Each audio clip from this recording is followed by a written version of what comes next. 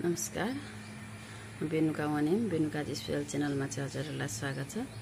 आज चाहिँ मैले त्यो हजुरहरूलाई यो भन्दा अगाडि जुन मैले भिडियो गरेको थिएँ साडीको हैन, ढाका साडीको त्यसको यो मैले चाहिँ चोलो देखाउन गइरहेको छु। यो चोलो चाहिँ यो सादा 5.5 इन्च बुनेको छ हैन। अनि यो बुट्टा यो चाहिँ हामीले सेम दुईतिर यसरी राख्छौं। त्यहाँदेखि अनि अरु सादा हुन्छ हाम्रो 1 मिटर छ भनौं न। यो चाहिँ अलिकति मोटो मान्छेको लागि हो भने चाहिँ यो चाहिँ अहिले यो मैले 5.5 छ भने 6 6.5 राख्न सक्नुहुन्छ।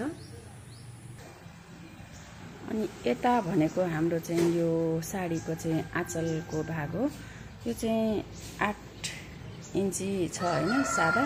त्यहाँदेखि हामीले यसरी सरसर यो यसरी ठोकेका छौं। अनि त्यसपछि चाहिँ हामीले डाइरेक्ट अनि आँचल राखेको छौं। यो चाहिँ मैले खोलेको छु। खोलेपछि चाहिँ अलिकति अप्ठ्यारो हुन गयो हैन, हजुरहरूलाई देखाउनको लागि।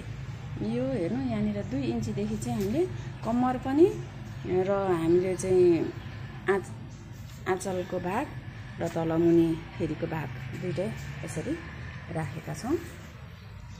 सादिक हैन, दुईतिर आँचल चाहिँ हामीले यसरी नै बनाउँछौं। अब साइडमा दुईतिर नै बुट्टा भएको छ हैन। अनि बीचमा यसरी हामीले राखेका छौं। यसरी चाहिँ हामीले यो 1 मिटर सम्म चाहिँ यसरी नै बुन्दै लगेको छौं। यसरी नै हेर्न सक्नुहुन्छ हजुरहरूले। अनि यसरी हामीले सरसर्ती लगेका छौं। यसरी हाम्रो कमरको भाग चाहिँ अब यो सिध्यो। कमरको भाग सिद्धेपछि चाहिँ हामीले सादा बन्छौं। यो चाहिँ अनि यो कमरको भागसम्म चाहिँ हामीले यसरी नै बीचमा पनि यसरी बुट्टा राख्छौं। मैले सरसर्ती हजुरहरूलाई चाहिँ त्यो यो भन्दा अघिल्लो बनाएको साडीको चाहिँ आँचल देखाएको हजुरहरूलाई कस्तो लाग्यो कमेन्ट अवश्य पनि गर्नु होला। आज चाहिँ यति भन्दै हजुरमाझ चाहिँ बिदा चाहिँ हस्त। धन्यवाद, नमस्कार।